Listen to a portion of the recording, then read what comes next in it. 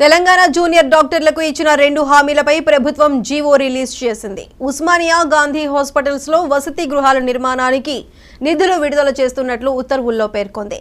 అలాగే కాకతీయ వైద్య కళాశాలలో రహదారుల పునరుద్ధరణకు నిధులు విడుదల చేసింది. 3 కాలేజీలకు మొత్తం 204 కోట్ల రూపాయలకు పైగా నిధులు మంజూరు చేసింది.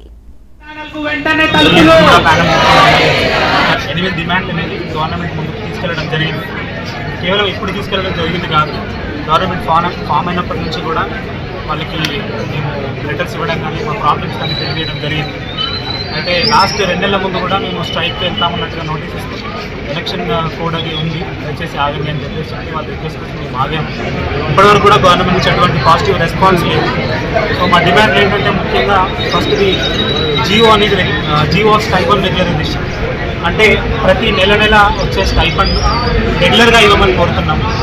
అంటే ఇంతకుముందు కూడా స్టైఫండ్లు వస్తూ ఉన్నాయి, కానీ 3-4 నెలలకు ఒకసారి మేము స్ట్రైక్ నోటీస్ ఇచ్చినప్పుడు లేకపోతే గవర్నమెంట్ ఆఫీషియల్స్ చుట్టూ మా పనులు మానేసుకుని తిరిగినప్పుడు వచ్చాయి. సో అలా కాకుండా ప్రతి నెల కూడా ఒక పలానా తేదీ రోజు ఫైనాన్స్ మినిస్టర్ నుంచి కానీ హెల్త్ మినిస్టర్ నుంచి కానీ అష్యూరెన్స్ ఇచ్చి పలానా డేట్ రోజు ముందే స్టైఫండ్ రిలీజ్ చేస్తామని అని ఒక గ్రీన్ ఛానల్ రిలీజ్ చేస్తాను. దానికోసం ఒక డిమాండ్. తర్వాత కొత్తగా ఫామ్ అయిన హాస్పిటల్స్, కాలేజెస్, వాటిలో స్టూడెంట్స్ అనేది చాలా ఇబ్బంది పడుతున్నారు.